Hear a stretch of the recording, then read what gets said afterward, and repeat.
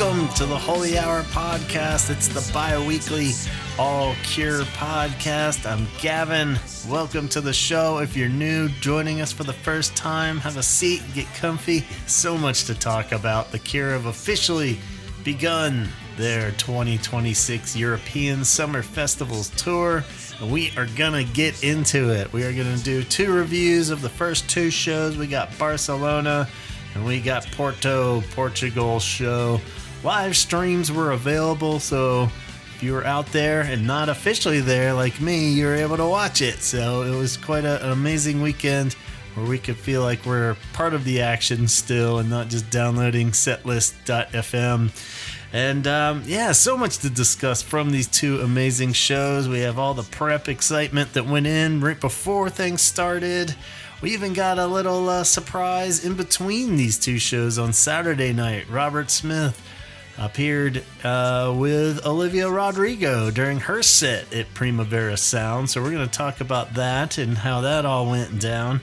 And just when we thought we couldn't cram any more excitement into this weekend, we found out, or I found out today anyway, that Robert did a short little interview. Well, it was about 30 minutes actually, so it's a pretty good interview he gave right after the Olivia Rodrigo performance. And not only does he talk about that, he talks about upcoming Cure stuff and everything that happened the night before in Barcelona. So we're going to hash it all out, just you guys and me, and plenty to discuss. So get comfy and reminisce with me, because it was something to take in, and I'm hopefully gonna try to shotgun this one out here and not wait till the weekend, so you could have this to get pumped up for the next batch and all caught up. If you were part of the action or missed it all, we're gonna get you up to date here and tell you where you can watch the shows. Actually, the links are out there, so let's start with that. Maybe if you totally missed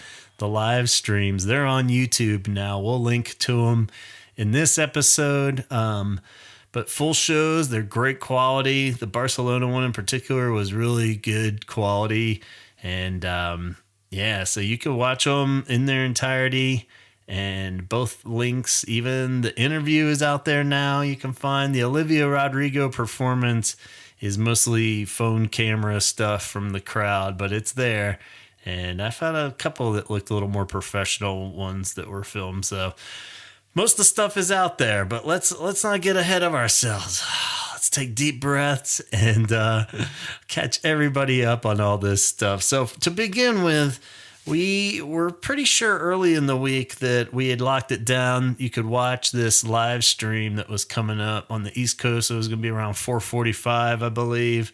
And on Amazon Video, you could watch it. Amazon Music's app, you could watch it. And Amazon Twitch, you could watch it. So I don't recall if you had to have Prime to watch it.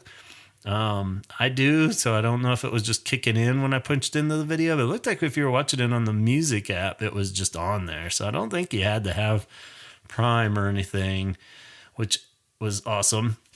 So, so the day before I was all a nervous wreck, of course, and wanted to test it out. So I punched it in on Thursday nights. So the first night of the festival, and I saw Geese were playing, and it's pouring rain, terrible weather apparently that day before. And the band Geese that people love, I don't quite get them, but it was just classic. He's just like getting poured rain on, and hair flopping everywhere. And I was laughing. I was like, this works a lot better for younger bands like this. But I was like, this is going to be brutal if poor Robert has to stand out there in the pouring rain. As epic in a Cure way as it would be, I don't think it would have come off too well, though. So that would have been pretty gross. Simon would be slipping all over the place. So it was heavy rain, but luckily they lucked out. The weather was much better the second night, because I believe like Massive Attack and a few of the bigger name ones had to cancel altogether from the first night. So no signs of that from what I could tell. You guys that were actually out there and in the fields could probably, I'm sure it was still pretty muddy and stuff, but I don't think there was even any real hint of bad weather. That second day looked pretty beautiful from what I could tell. But as the actual day merged along there, we had a merch drop, a big merch drop announcement, and we got to see what the t-shirts we're going to be looking like for this festival. So many of our questions already getting answered from the last episode, and we got a little peek there. They said they would drop them on Friday, so I think it was like a couple days earlier they said it was on the way. And they look pretty cool. Kind of safe, maybe, if anything, but it's always good to go safe, where it's just kind of the old Cure logo with the Drop C logo, but kind of cracked or ripped, is the main Cure that they're going for this tour. And the shirts are, just got a little spiral of that design behind it, or in kind of a circular shape, or they got these ones where they're just kind of low on the shirt and kind of reaches around you there, and have the tour dates on the back. So I was like, yeah, these are pretty damn cool. By the end of today, I'm sure the excitement will get the better of me, and sure enough, it did. I have one on, pre-order now. So bucket hats. We got bucket hats back. I feel like maybe we missed out on bucket hats on the last one or something. Didn't we get a little break from the bucket hats? And we all got kind of sad. And as much fun as we poke at the bucket hats, we were all kind of like, fuck, we need to keep the bucket hats, but they're back. So be sure to get your bucket hat, especially if you're going to a festival. You definitely need that bucket hat. And they answered our question. We're so far 2 for 2 on specific posters for each concert. There was a Barcelona one that's very cool, like a very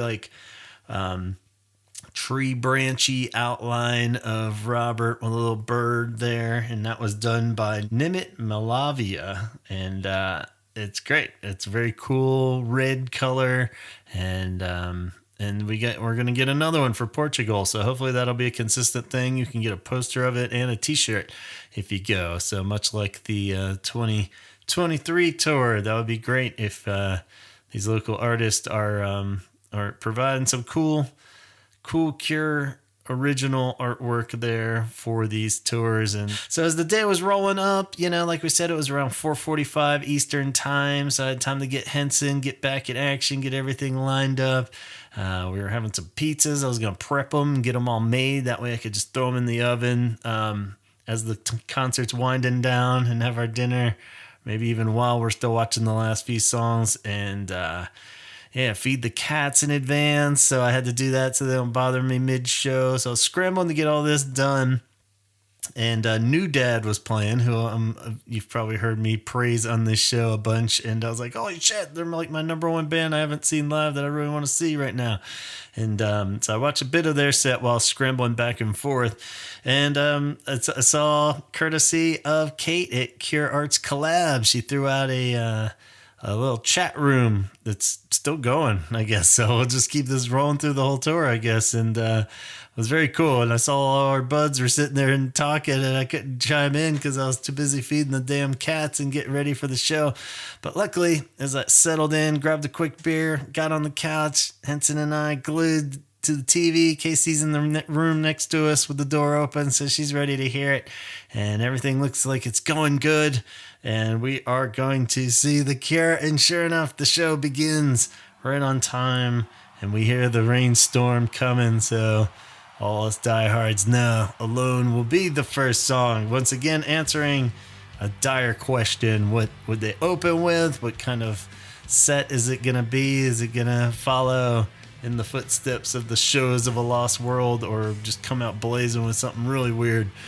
But it was Alone, and it sounded fucking great as ever. And the show has officially begun. And of course, right on the top there, we check another box from our last episode where, how on earth, we said, we had the nerve, the gall to even ask, can the Cure even surprise us at this part? Songs aside from the set list, that would be, because they'll do that too. But like we talked about how Perry was so perfect, bringing him back on the last tour, and just what could they possibly do to surprise us at this point? And we talked about Robert's wardrobe or look or something, and the one that we never even contemplated. Shame on us. Eden was there.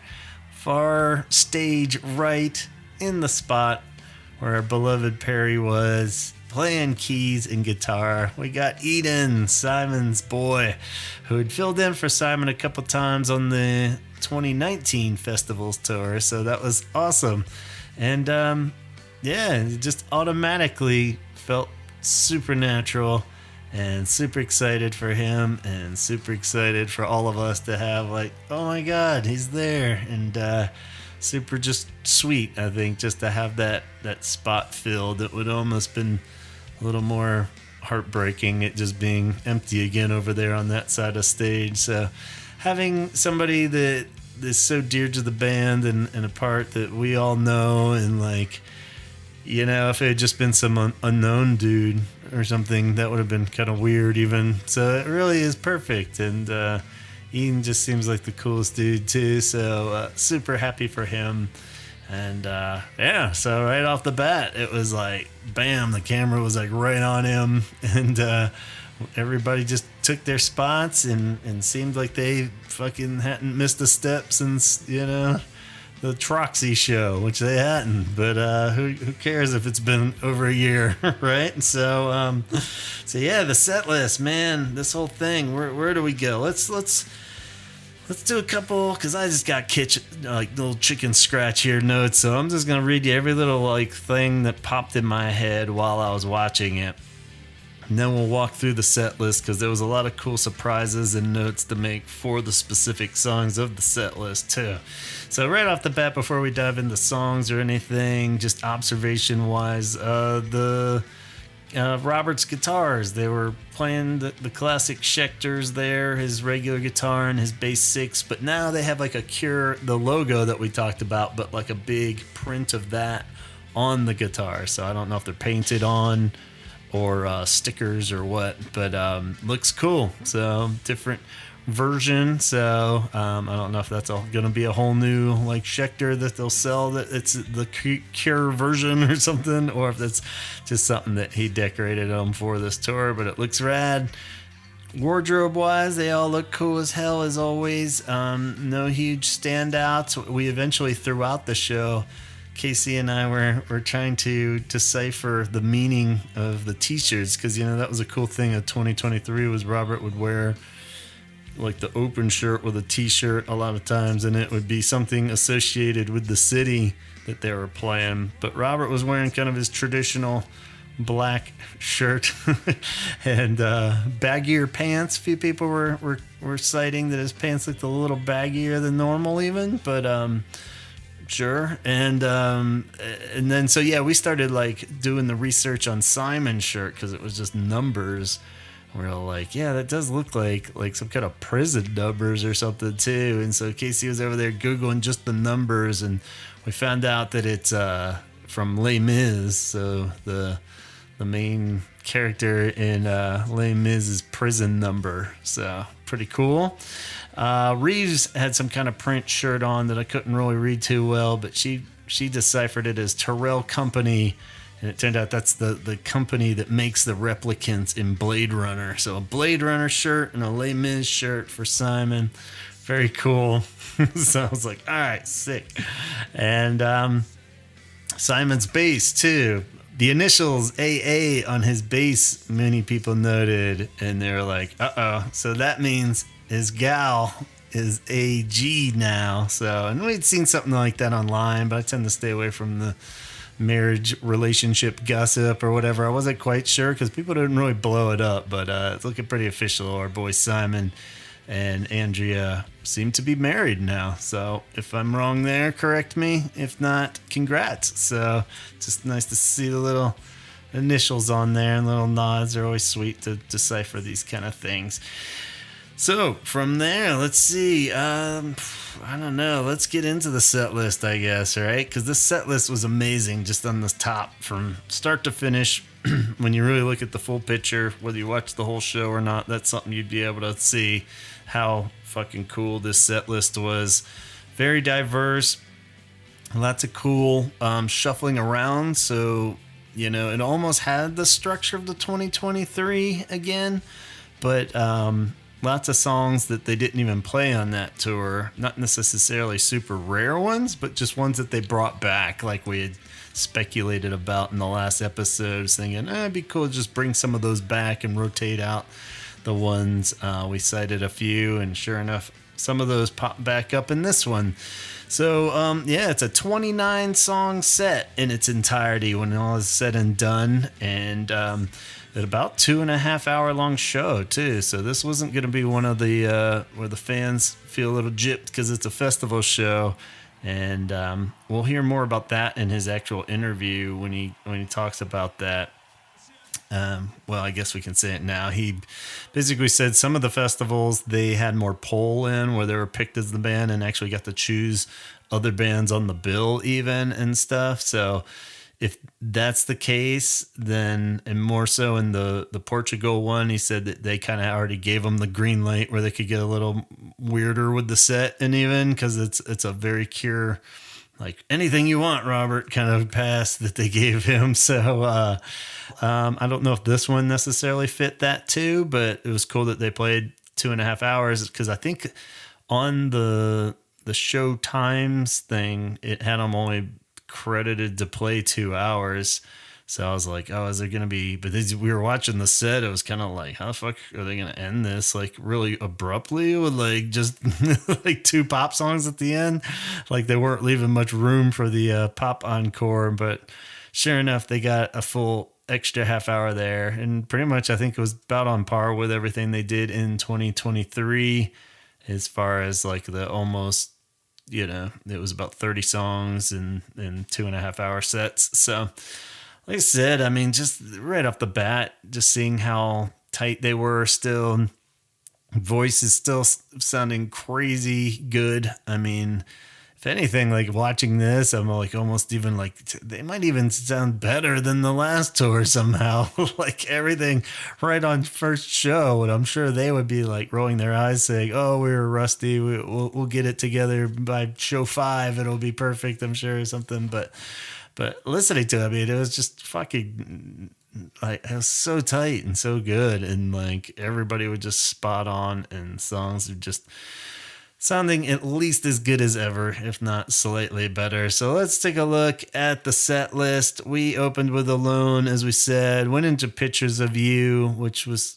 my prediction, not super daring, but sounded great. And then we got High, which isn't rare, especially for that third slot, but they hadn't played that in, I think maybe since the European, the 2022 shows of a Lost World. So I feel like a lot of these were from like that more than when they did in the US, because I felt like High definitely got left out, or just they were just giving that one a little bit of a break through the last round of shows. So it was cool to have High back. A night like this is usually kind of tucked around that 4th slot and going into Love Song. So this is around when we would hear Nothing Is Forever, and they didn't play that.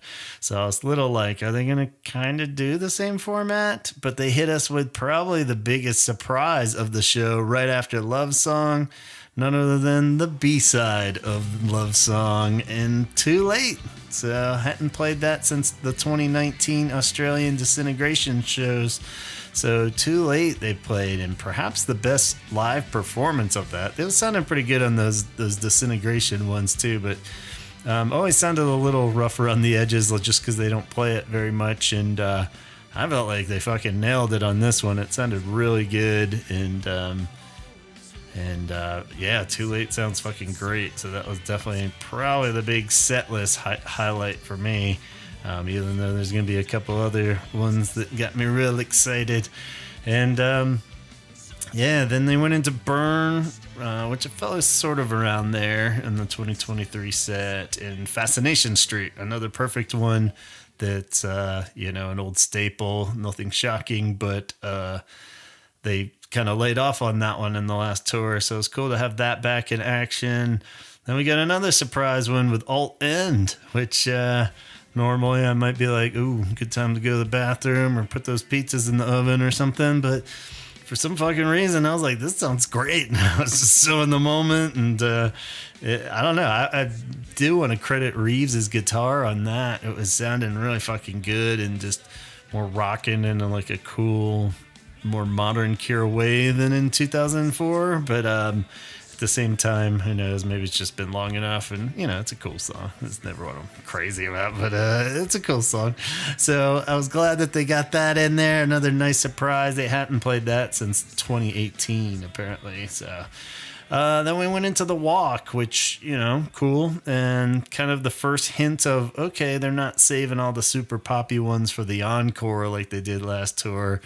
And that got further justified by another surprise song right after The Walk. We got Mint Car from the first time since 2016. I believe the last time I saw that was at that Charlotte, the infamous Charlotte show where they played all singles, and Mint Car was in there. So I was happy I got to see that. I love Mint Car. That was fucking great, and I really hope that one stays a main fixture in these sets, because that would be great if they keep playing it. No flubs on the lead solo parts or anything.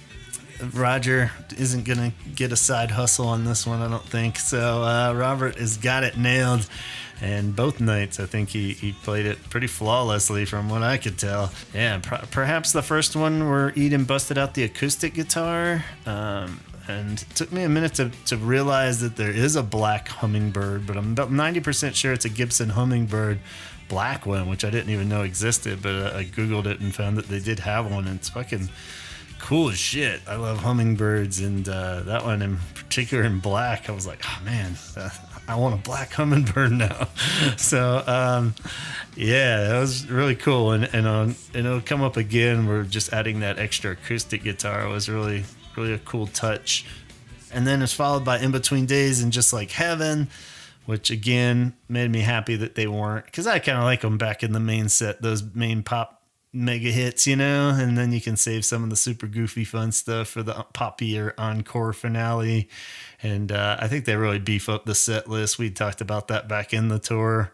The few times they did change it up and put those back in the main set, it was kind of like, yeah, I think they kind of need to be there.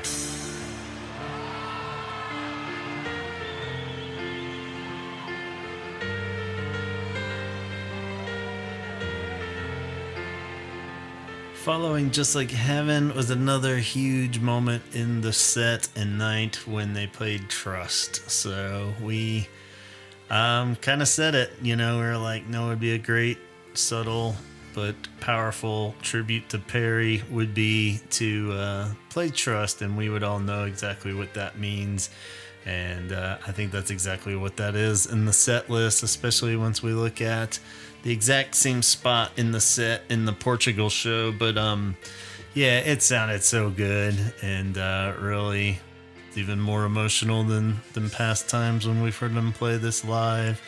I love Roger's piano on it too, where he takes up the instrumental verse and solo a little bit more, and just really beautiful song, and made everybody, I think, really bring Perry into their heart during this show and know that it was something special, the first one without him. And yeah, almost to the point where I'm like, fuck, how are they gonna follow this? And they went into Push after that, and I don't know if I was just kind of reading too much into it or what, but it almost seemed like they were still kind of a little shell-shocked, and Push seemed a little like, not flat, but just kind of like they were in a daze still, and which is, maybe smart, because that's a song that they probably can play on autopilot, kind of, and just like snap out of it, but at the same time. But I was kind of like, I bet that's not going to be like that the next show or something. It wasn't quite the right transition out of that. Like, they're either not going to play Trust the second night or switch the order or something, like pick a different song, and we'll come back to that when we do the next show. But yeah, so it was a little of a weird transition out of there. But then they played Play for Today right after that, and I remember really loving that combo on the last tour of having both the very chanty kind of songs back to back like that. So Push and Play for Today work very well together. And I was glad to see that they kept that dynamic duo going. And from there, they played a Forest, which was cool. But I was like, wait a minute, this seems like a little early for the set to be wrapping up. And sure enough, it sounded great. And it wasn't the end. So we heard The Edge of the Deep Green Sea after that. And I said, uh-oh, so that if they're setting that up, then maybe they're going back to the other awesome combo from the last tour, which they indeed did, and ended the main set with End Song. So yeah, Edge of the Deep Green Sea into End Song is definitely an awesome combo that I'm glad they're keeping those rolling, where that Reeves feedback just goes, and the whole lighting turns red there for End Song. And so cool that they played Alone in End Song and kept both those in the set because they're so powerful and awesome and great openers and closers. Can't argue that, man, as much as we love Plain Song and Disintegration.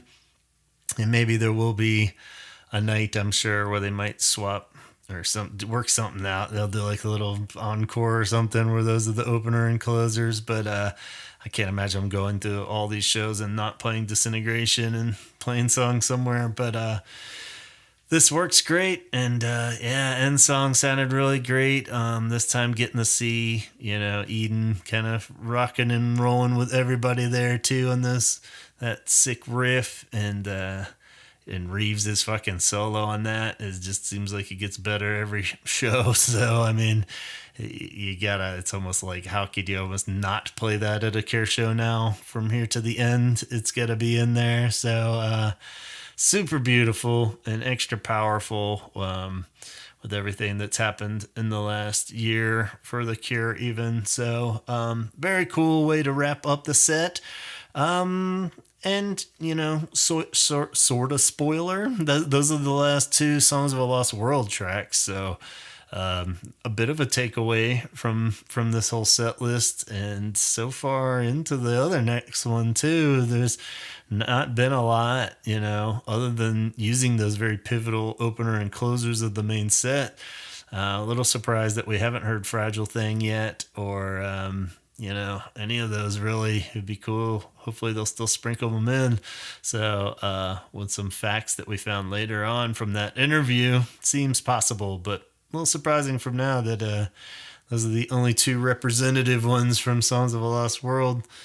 So let's see, where are we going now? We go into the first, or one main encore for this show. They come out with Lullaby, which was kind of the opener for the encore on the last tour. So no big shocker there, but it was great and a classic to have in the set.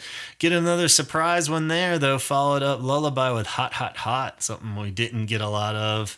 I believe I've scribbled down when the last time they played that was 2019 festival. So sounded pretty cool. Actually, had all the extra guitars and stuff were sounding really good on that and getting a little funky there. And then sure enough, we got Wrong Number back in the set list. I kind of had a feeling like this and Never Enough probably is going to pop up at some point too. But yeah, and I know it's a lot of people's not favorite by any means, but it's kind of worth it because you've got Reeves there and he's going to fucking do some sick guitar stuff on it. So, I mean, that's kind of the whole reason why you would play that song, is just so Reeves can cut loose on it. And sure enough, he did, and it sounded great. So I'm kind of fine with that one being in there, especially if it's one that they rotate a bit. If it's in there every show, then that might be a bit much. But yeah, so Wrong Number, welcome back. Swapping out the hellos. Are you there? Hello with hola, he was saying. So, and I must add that before the encore, or I guess when he came back before the encore started, Robert had a little note that he was going to read in Spanish, and it sounded a little like this. Some other stuff we're about to do. I would have learned this. I was trying to, but instead, because it's not funny, so I may as well, right? Por desgracia, todavía no puedo hablar español.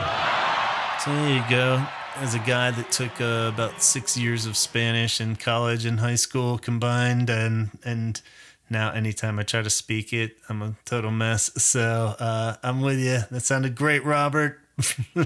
I would need a scrap of paper too. So after Wrong Number, he went into Let's Go to Bed. So good to have that one back too. It hadn't been played too much in the last tour. And then it went into our favorite, or Henson's favorite, Love Cats. That was pretty rad. And thanks for all the shout outs to Henson on the Cure Arts collab chat there. It was pretty sweet. Everyone that was aware of how excited Henson would be on the couch when they played Love Cats. Sure enough, he loved it, and sounded great. It was a lot smoother than it did in Miami even, so it was cool that they rehearsed that and have the ultimate scat ending there, and very cool. Unfortunately, with the chat we were doing, it got a little delayed. I don't know if everybody was like this, so we'd comment on a song and then like it wouldn't pop up on the chat until like 3 songs later, so everything was a little out of sync, but I think, or at least mine was, so who knows, you guys are probably all on top. But if my comments seemed really delayed, it's because they were. So yeah, Love Cats was great. And this pop section here, we got into this run of Friday I'm in Love, Close to Me, Why Can't I Be You, and of course ending with Boys Don't Cry. And, whether you're the biggest fan of Friday or Why Can't I Be You or any of those, just the pure glee, it seems, in Robert in particular on this final stretch. Maybe he's just happy that the show's been a success at that point and he can pretty much coast on adrenaline, as he says, through those last few songs. But he just looks so happy up there and sounds so fucking great. And he almost seems kind of relieved, or he can just kind of walk around and dance around a bit and sing and have fun with those songs. So I love that they do that, because it is kind of the fun little home stretch now. And cool to just see the man appreciate the moment and have a little fun there after playing this epic 2.5 hour show. So yeah, I love the dancing around. Close to Me sounded badass as always. Friday I'm in Love even sounded great. And Boys Don't Cry sounded good. And a cool combo with that. I don't remember him doing this with Perry, but with Eden playing the acoustic guitar, because for a while there Robert was playing his acoustic for Boys Don't Cry, and it was only a few times where he would switch back to his electric. So now with him wailing on the acoustic over there, it freed Robert up to use the electric again, and it sounded really cool because you kind of got both approaches that way. And so that was a cool little way of beefing up that song again, I felt like. And so that was the fucking about as successful of an opening night I think that anyone could ever hope for. I'm sure everybody that was in the crowd had a blast, and I definitely had a blast on my couch there, a little to the point of man, this is fucking great. Oh yeah, this is great. And it was over by 6:30, so I still had the whole rest of the night to just play more Cure songs and be on cloud 9 and just know that we're in for it, man. We got 30 more shows at this point of let's see what they do. And then I just immediately couldn't wait to see what was gonna happen the next night. But I guess we'll go in sequence here, since we knew that we didn't know, but something did happen the second night. They were supposed to have Saturday night off, but Robert decided he was going to go hang out with his new BFF, Olivia Rodrigo. And, of course, I wasn't watching that in real time, so I got tipped off, with all the Facebook pages or whatever, that, holy shit, Robert's just came out, and they're did a duet together. And the cool part was it wasn't just a rehash of Glastonbury, but a song that she said is going to be on her new album, which I believe comes out next week. And it wasn't the Cure the song or anything, but it's a song called What's Wrong With Me, I believe it's called. You're What's Wrong With Me, or What's Wrong With Me, or something.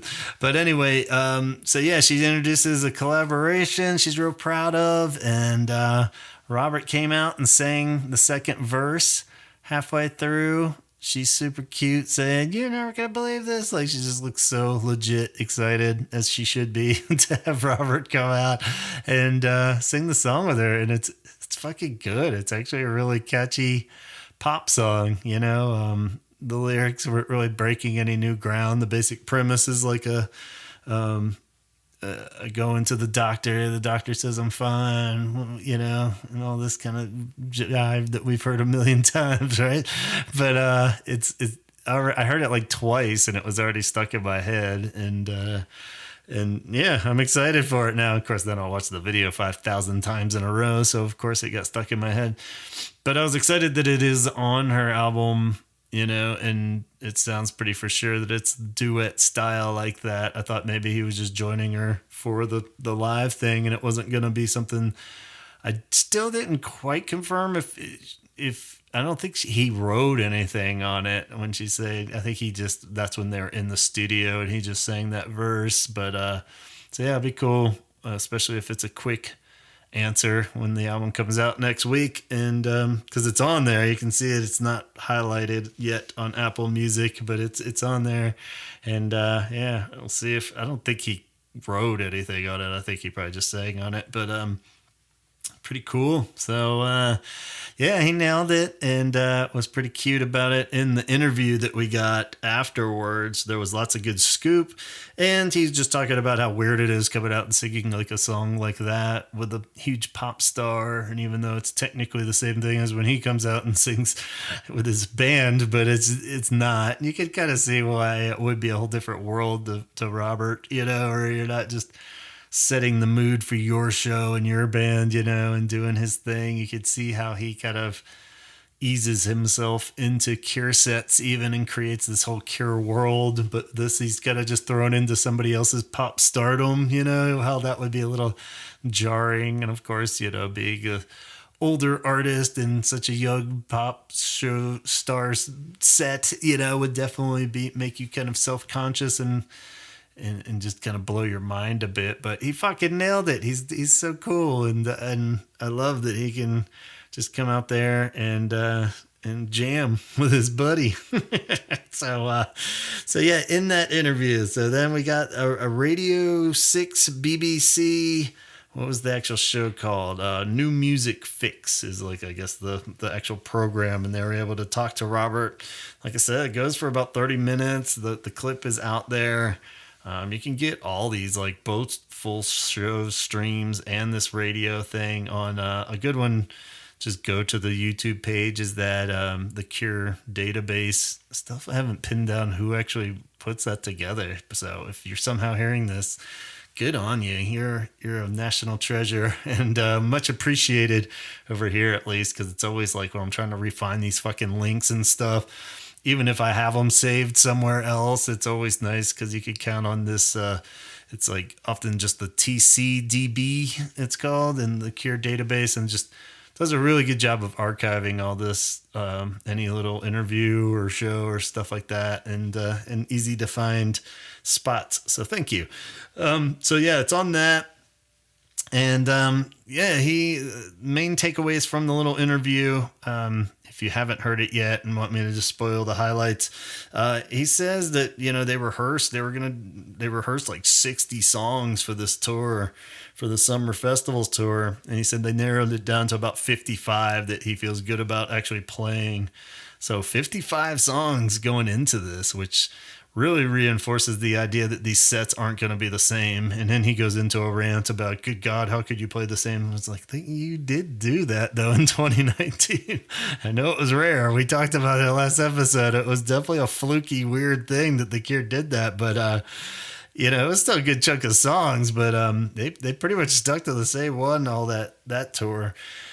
And then so yeah, 55 songs. So they played 29 both nights, but then swapped out at quite a few, or about 4, I think, for the second night that we'll get into here in Portugal. But so total so far, they've played 33 songs. So that's a good chunk out of 55 that we still haven't heard. You know, I'm sure a lot of them aren't necessarily rarities or anything like Disintegration or something, but reassuring for especially you guys out there that are going to multiple shows. If you saw this one or taking a break and then coming to another one, or seeing 3 more in a row later down the line, then pretty awesome. So, which it's a little scary too, because that means that you're not necessarily guaranteed to hear some of these other ones. So if you're like, this is the perfect set list, because if they did play that Barcelona set list every night, really, I mean, that would be pretty fucking cool. I can't imagine any Cure fan that would have been disappointed with that set list. So, I mean, like, shit, they could actually just play that every night, and I think everyone would be happy. But I think with the Cure, even if you lose too late or something, as we'll see, foreshadowing, you're probably going to get something really fucking cool in its place too, and another surprise. And who knows, maybe they got some too late level surprises still on deck. Maybe a few more Songs of the Lost World ones on deck that people could dig out. Maybe some new songs. Speaking of new songs, we actually are back to Robert talking about the upcoming new albums, and he drops a few little nuggets. So I know it. We naturally want to just roll our eyes when we start hearing talk of the new albums now, but I got so used to it. It was almost kind of like sad that we hadn't been talking about rumors of the next album. So I'm glad they're back now. So everyone, prepare yourself, because the next follow-up album that's basically Songs of a Lost World Part 2, the leftovers, whatever album that he's putting out next that's supposedly done, he says is done. It's done. And he's handing it over to Universal very soon. So I think it was very soon was his quote. And so there's definitely some red flags in his wording there, which soon, what the fuck does that mean? Like when the summer festival's over? Or, and then I had to get over to Universal. What does that mean? So how long does it take them to put it all together? Is it like, are they going to be like, actually, we need another poppy hit on this? Why don't you put something, like, are they going to just be like, cool? I'm assuming they would just shut the fuck up and put out whatever the hell he has, but then we got to press it up and wait for the vinyl company to put it in the queue. And so we're looking at a 2029 release. So, I mean, who the fuck knows still, but at least he sounded pretty convincing, as always, that, it's done and ready to go. So then he starts talking about the fucking next album, of course, where he says that's going to be the poppier one. So initially we heard Songs of the Lost World, Poppy one, and then like instrumental, experimental album. So that seems to have been scratched, at least for now. And the second album is basically Songs of the Lost World Part 2. And he talks about that a little too, where he said that when you put all those together, he had friends or listeners actually say this is actually darker and more depressing than Songs of a Lost World, which kind of makes sense if it has like that another happy birthday song on it and stuff. I feel like we kind of mentioned that. I was like, for as much doom and gloom they talked about, Songs of a Lost World still has like a few of those peppier ones on there, and for how short the album is, even.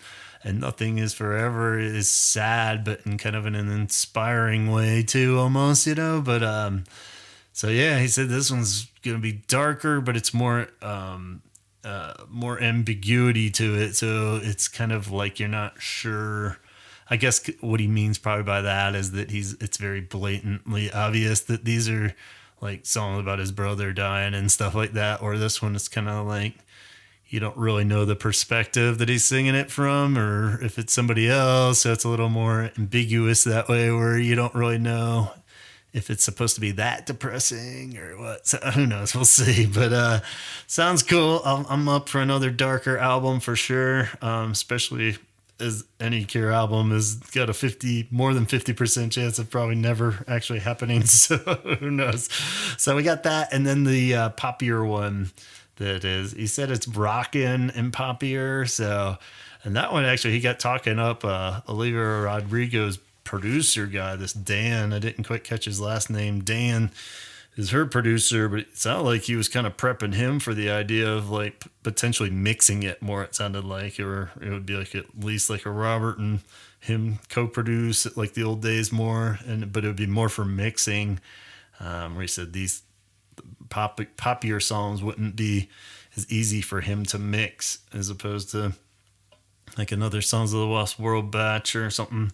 And then he joked too. It was a good joke that just because he's saying they're poppier, he's like, it's still nothing compared to Olivia Rodrigo's idea of pop, which is good to hear.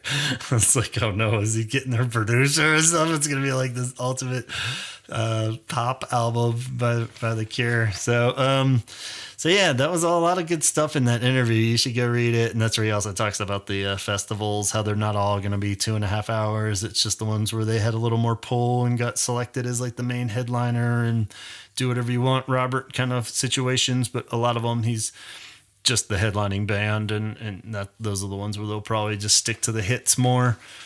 He said that the last one in this next show, the Portugal one, he had kind of the green light to get a little weirder on, and we'll see that in the set list here. So let's dive into show number 2, June 7th, Sunday night, the North Festival, Porto, Portugal.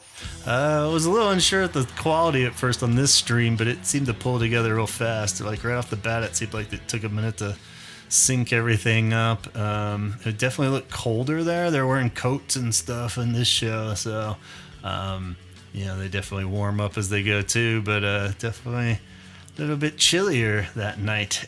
We got the stream off of Journal de Noticias Directo, so and that was cool because the link was in the message that The Cure sent out about the poster and merch too. So we got another original poster from this one. Neil Williams did this one, and it almost kind of looked like the same style as the art of the Barcelona one, but definitely different artist. And this one has like a crow and a moon and a house that's also on kind of these branchy, viney things, and the house is like leaking water kind of deal. So cool that they're doing it, and hopefully you guys that went to the show snatched up the posters of these. And they look cool. Both of these would look pretty rad hanging on a wall for sure. And great job, Neil Williams, for doing another stellar poster. So we had that. Let's dive into the actual set list then. Again, we got a 29 song, so both 29. Just by chance, maybe. It's weird because there's a lot of swap outs and reshufflings too. Not a ton, but a little bit here and there.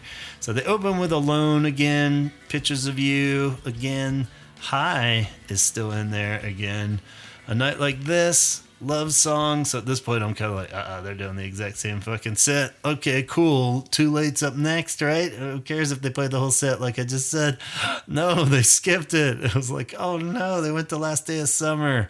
So, sorry, Portugal. I collectively heard everybody's Portuguese hearts break a little bit on that one because they didn't get to see Too Late. So that sucks. I know how that goes when they're playing it on the tour. It's the one song you want to hear live more than anything, and they skip it.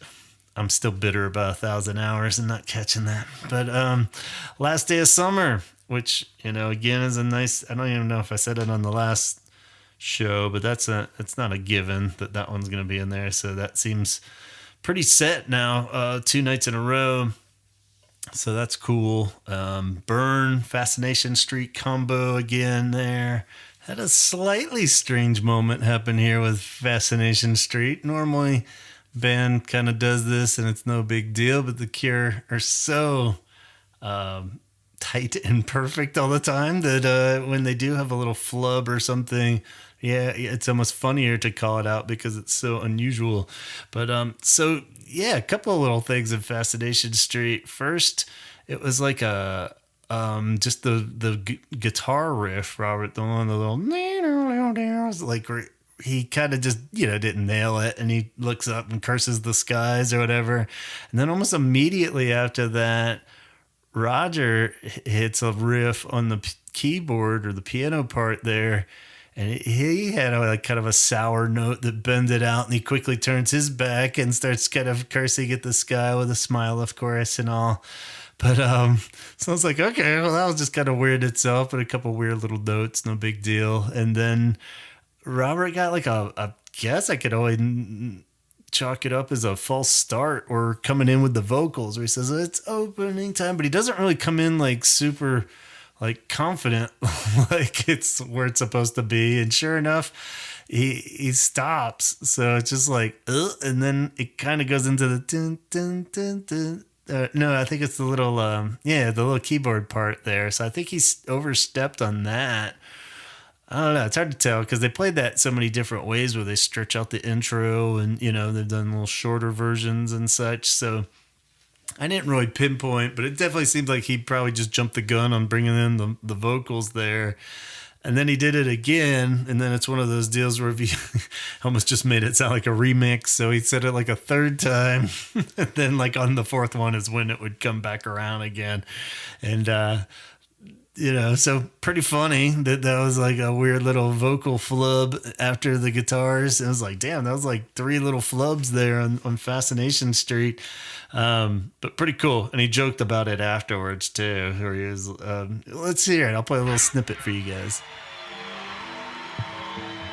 But to be fair, that was one of the truest that sort of felt right to me. It's opening time. It's opening time. So there you go, kids. See, it even happens to The Cure from time to time. So alt end seems pretty locked in. So that's pretty cool. Then we got our next our first little shuffle, not necessarily a skip or swap out of a song, but we bump push up, which I said, remember, I thought it felt a little weird after that sad Trust tribute. So maybe they were rearranging for that. I was like, okay, let's see what happens. So they pull push up there. And again, I totally felt like it had way more energy and was like snappier. So that sounded good. And then they went into Mint Car, which jumps ahead a bit to that part of the old set list if you're breaking off of that. And we got Mint Car again. But that was great that was locked in for 2 shows in a row. Again, nailed the solo. Sounded real good. Eden on that acoustic guitar sounds really fucking cool. Love that bass line from Simon. So that was pretty cool. Followed by In Between Days and Just Like Heaven combo. So those 2 always fucking classic and sounds great. Following Just Like Heaven, we have our first big surprise of night 2. And that comes with Treasure. Yes, from 2013 was the last time that they had played that live. So a good stretch of time. And again, fitting what we had hoped. Right in the spot. Instead of Trust, we got Treasure.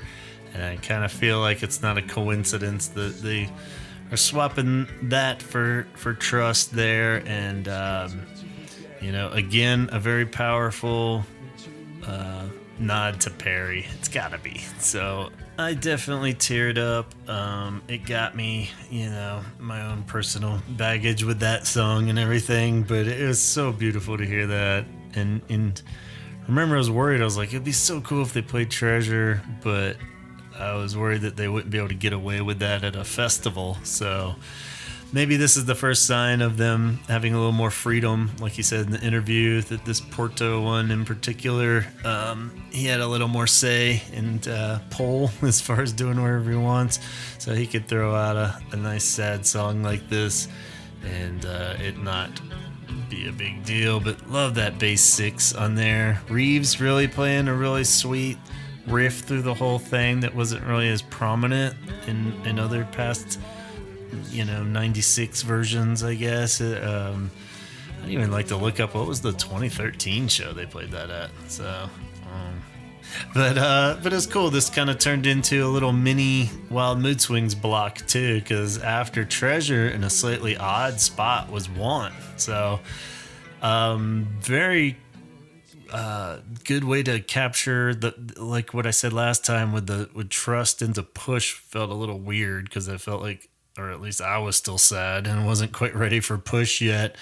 But going into Want after Treasure was like a way better transition, I think, because that was like a slow, moody kind of rockin' number where it could still be very kind of heavy mooded, but like then you just go off in this like sick way that only Want can, So I think that works fucking great. So hopefully they'll keep that combo together.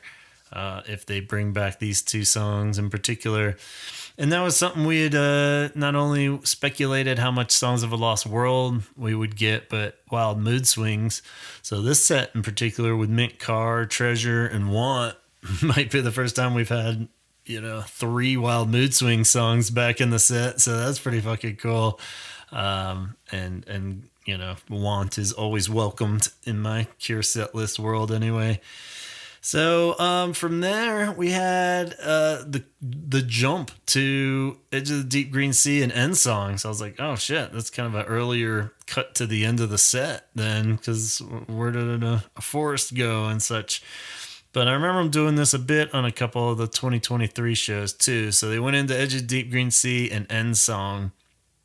Again, sounding wonderful. Those two are match made in heaven. So all the points to you there, and end of the major first set there, which brings up 2 encores for this show. And they get a little chance to do a themed encore, which I always love when they can do this. And the first encore there, they come back and do a 17-second set. But before they launch into the songs, Robert has another little prepared statement, this time in Portuguese. Take it away, Robert. Obrigado.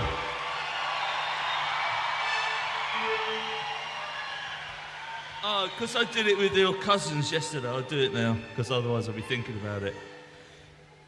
Infelizmente, ainda não consigo falar português. Because I'm a fucking idiot.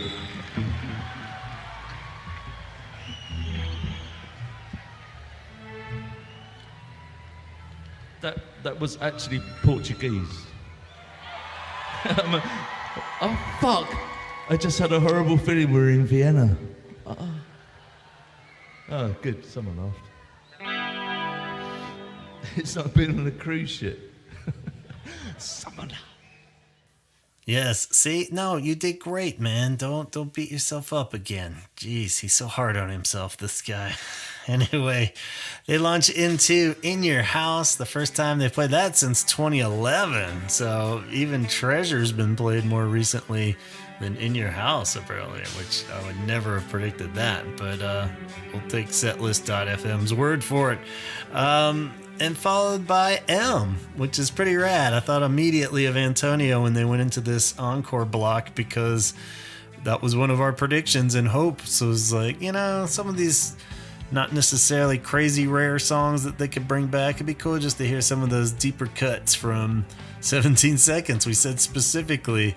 So In Your House, and I was like, yeah, and M would be really fucking cool to hear too. So both the ones we said, they played. So thank you for listening to us, The Cure, and it is much appreciated.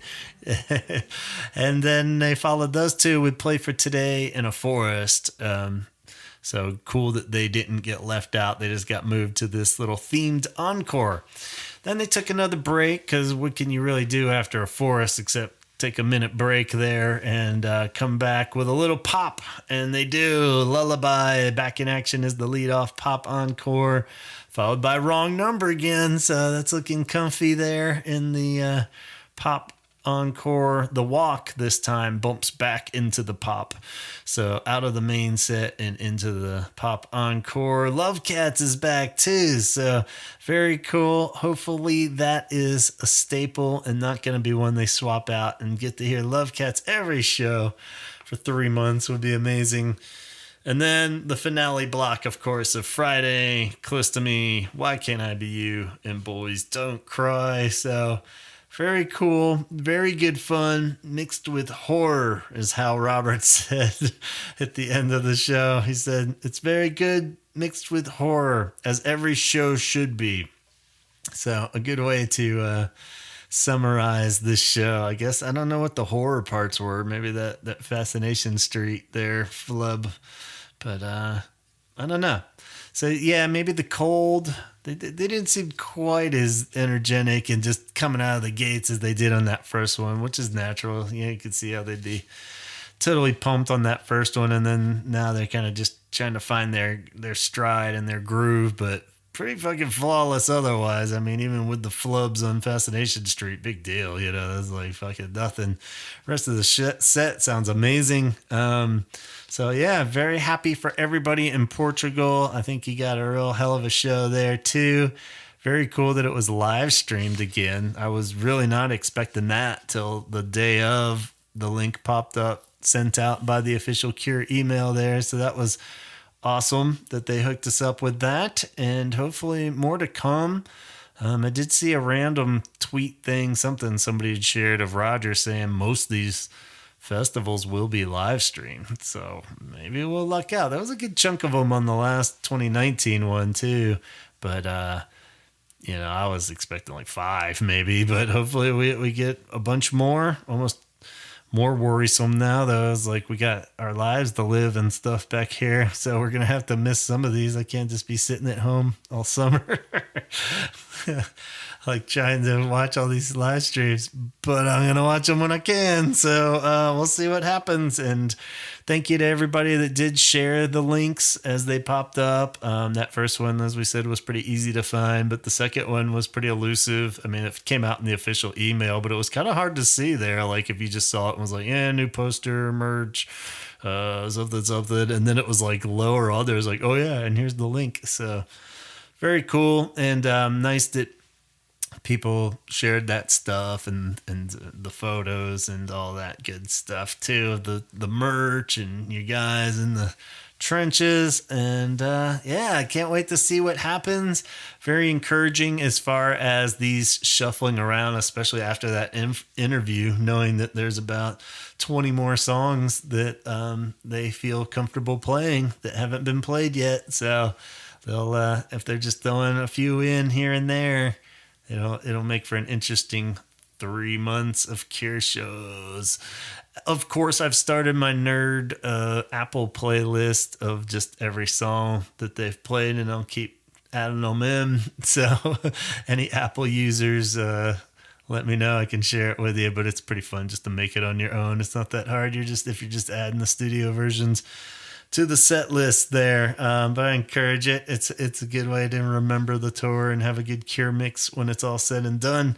So I guess we'll leave it there for now. Somehow my rambling still got us to the hour mark. So here we go. Official episode number 1 of this tour.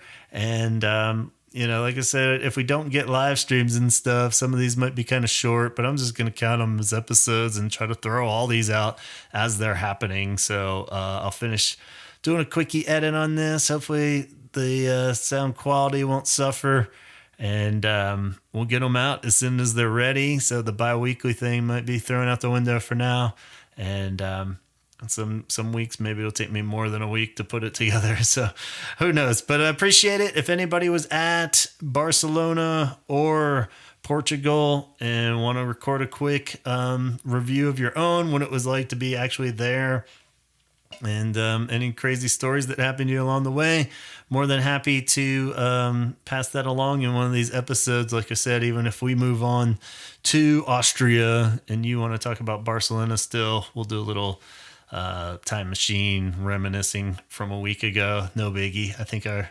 intelligent listeners can handle being in a few locations at once. But as we said, next show is going to be June 12th, this Friday, coming up at Nova Rock, Nickelsdorf, Austria.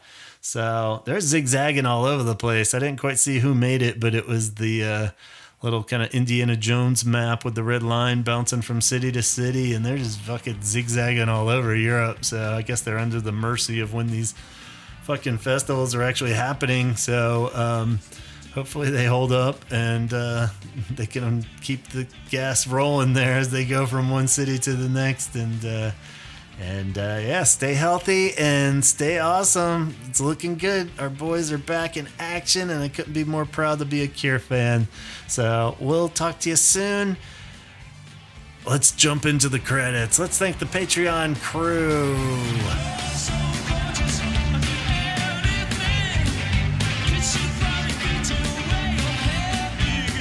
If you would like to help out with the show, please take a look over at patreon.com/The Holy Hour Podcast and consider helping out as we have really built a wonderful team of awesome supporters over there, like Craig and Jeff Hilton, Amber, Allison, Jeff Portland Jones, Donna, Sue, John Forster, Dion, Amicia, Matt Ford, Letty, John Roberts, Colin, Tony, Ben, Danny, Coulter, Tom Johnson, Francisco, Arno, Chip, Nicholas, Shirley, Mara, Caroline, Brian, Sean, Jennifer, Craig Hogan, Pete Roberts, Nicole, John Richter, and of course Tom Burns and Paula. Kate is in fact headed over to Ireland, I believe, for Belfast and Dublin.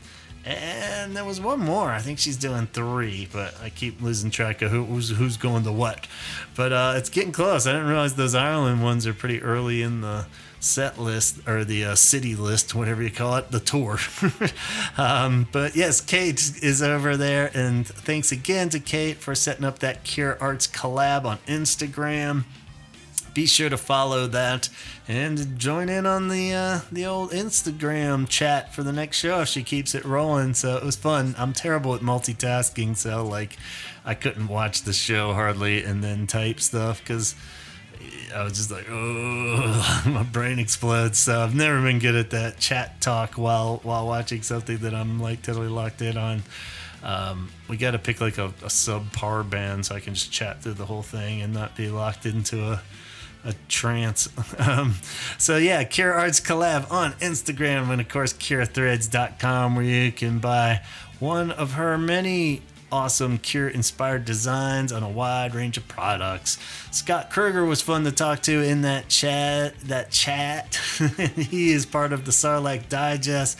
That's an all Star Wars podcast, and you can catch their live streams Wednesday evenings 8 p.m. Pacific time on YouTube and Facebook. And Mandalorian and Grogu is out. We're all still glowing from that. Take our recommendations. We both give it thumbs up. It was a hell of a fun movie. Go check it out. Don't believe all the negative bullshit. It was a good one. So go check it out. I've seen it twice now, and it got better in the second one even. David runs Obsessive Geek on Etsy. That's an awesome Cure, or just, he's got all kinds of stuff there, but there are some Cure-related products that you can check out, including his 3D printed recreations of Cure album covers. That's the Obsessive Geek, and it's on Etsy. Dana is a freelance animation, illustration, and motion graphics designer, and she's welcoming new projects and commissions, so you can check out her work at graphics.tv. That's graphics with an X.tv, and drop her a line. Tanya, who is headed to all 3 nights in France at the Nimes festivals, so she's gonna have lots to say and a great time seeing the Cure 3 nights in a row in France, and we'd love to share awareness of 988lifeline.org, the suicide and crisis hotline with over 200 crisis call centers located all over the US and available 24/7. Lisa recommends that you check out Dickens, the coolest venue in Calgary, Canada, and you can find their whole listing of upcoming events at dickensyyc.com. And of course, Chaz's other podcast, James Dobson's Bastard Kids, where each week he and Chrissy take a deep dive into the evangelical church. They drop new episodes every Wednesday and have a whole ton of back catalog that you can go catch up on during the summer. And I believe that's it for now, guys. So go check out the tour schedule. Keep your eyes peeled for the live streams. And we'll give you a review of some sort here when we come back around the next time. All right, thanks so much for listening. I think that's everything on my notes. If not, I'll include it next time. How's that sound? All right, thanks, guys. Talk hard.